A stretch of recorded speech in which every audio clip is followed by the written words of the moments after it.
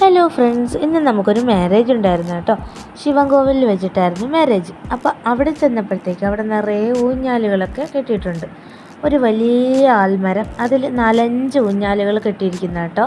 നല്ല രസമായിരുന്നു കാണാൻ, ഒരു നൊസ്റ്റാൾജിക് ഫീലിംഗ് ആയിരുന്നു കേട്ടോ. ശിവൻകോവിലിൽ വെച്ചിട്ടായിരുന്നു മാരേജ്. അപ്പം നമ്മുടെ വീടിനടുത്തുള്ള കുട്ടിയുടെ കല്യാണമാണ് കേട്ടോ. മംഗളമായിട്ട് കല്യാണമൊക്കെ കഴിഞ്ഞു, അവരുടെ ഫോട്ടോഷൂട്ടൊക്കെ കഴിഞ്ഞു. അവരുടെ പുറകെ നടന്ന് കുറച്ച് ഫോട്ടോസൊക്കെ ഞാനും എടുത്തു. ഇപ്പോൾ ഓണം ആയതുകൊണ്ട് തന്നെ റോഡരികിലെല്ലാം അങ്ങോട്ട് പോകുന്ന വഴിയൊക്കെ ഒരുപാട് അത്തപ്പൂക്കളങ്ങൾ കണ്ടു കേട്ടോ. കോവിലിലും അത്തപ്പൂക്കളം ഉണ്ടായിരുന്നു, അതുപോലെ ഊഞ്ഞാൽ. അതാണ് ഞാൻ പറഞ്ഞത് കേട്ടോ, ഓണത്തിൻ്റെ ഒരു ടച്ച് പണ്ട് കുട്ടിക്കാലത്തെ ഒരു ഓർമ്മയിലേക്ക് കൊണ്ടുപോയി കേട്ടോ. അത്തപ്പൂക്കളോ ഊഞ്ഞാലുമൊക്കെ കണ്ടപ്പോൾ പൊന്നുക്കുട്ടന് ഇതുപോലെ സന്തോഷമൊന്നും വേറെ ഇല്ല കേട്ടോ. അപ്പോൾ പോകുന്നതിന് മുമ്പ്, സദ്യ ഉണ്ണാനായിട്ട് പോകുന്നതിന് മുമ്പ്, അത് കഴിഞ്ഞിട്ട് നിറയെ ഊഞ്ഞാലാടണം എന്നൊക്കെ നേരത്തെ പ്ലാൻ ചെയ്തിട്ടാണ് സദ്യ ഉണ്ണാനായിട്ട് വന്നത് കേട്ടോ. പിടിച്ച് വലിച്ച് കൊണ്ടുവന്നതാണ്. ആൾ ഊഞ്ഞാലിൽ നിന്ന് ഇറങ്ങില്ലായിരുന്നു കേട്ടോ. എന്താണെന്ന് വെച്ചാൽ അവിടെ കുറേ കുട്ടികളുണ്ട്, 5-6 ഊഞ്ഞാലാണുള്ളത്. പക്ഷേ ഒരുപാട് കുട്ടികളുണ്ട്, എല്ലാവർക്കും മാറി മാറി ആടണമല്ലോ. അതുകൊണ്ട് നൈസായിട്ട് സദ്യ കഴിക്കാൻ, പായസം കുടിക്കാമെന്ന് പറഞ്ഞ് കൊണ്ടുവന്നു കേട്ടോ. അപ്പം അതുപോലെ തന്നെ അത് കഴിഞ്ഞപ്പോൾ പോയി ഊഞ്ഞാലിൽ സാധനം പിടിച്ചു.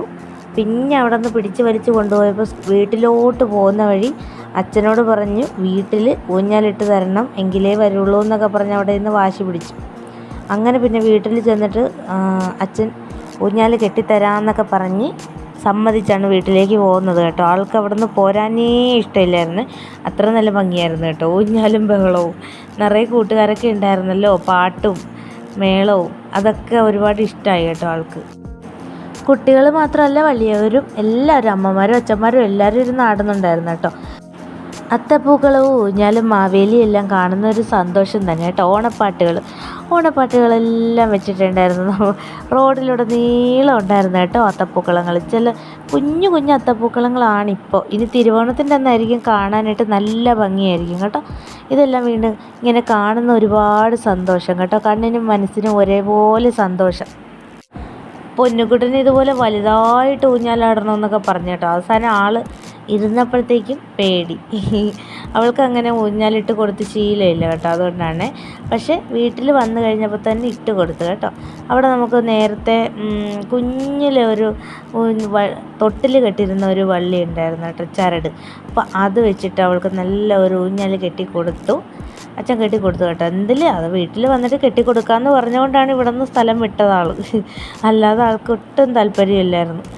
സദ്യയൊക്കെ ഉണ്ടോ ഫ്രണ്ട്സ്, അടിപൊളി കറിയായിരുന്നു കേട്ടോ. എനിക്കിതിൽ ഏറ്റവും ഇഷ്ടപ്പെട്ടത് ഇഞ്ചിക്കറി, മാങ്ങ അച്ചാർ. പിന്നെ എനിക്കിഷ്ടപ്പെട്ടതെന്ന് പറഞ്ഞാൽ ഒരു പാവയ്ക്ക വെച്ചിട്ടുള്ളൊരു കറി ഉണ്ടായിരുന്നു കേട്ടോ. അതൊരുപാട് ഇഷ്ടപ്പെട്ടു. അതങ്ങനെ സദ്യയിൽ അങ്ങനെ ഒരുപാട് കാണാറില്ല. പക്ഷെ പാവയ്ക്ക വെച്ചിട്ട്, പാവയ്ക്ക വറുത്ത് കറിയാക്കിയിരിക്കുന്ന കേട്ടോ, അത് നല്ല ടേസ്റ്റ് ഉണ്ടായിരുന്നു.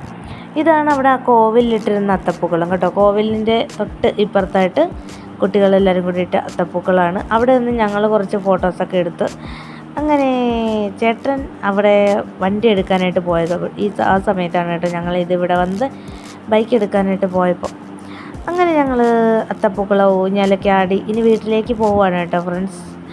ഇഷ്ടമായെങ്കിൽ ഒരു ലൈക്ക് തരാൻ മറന്നുപോകല്ലേ ഫ്രണ്ട്സ്.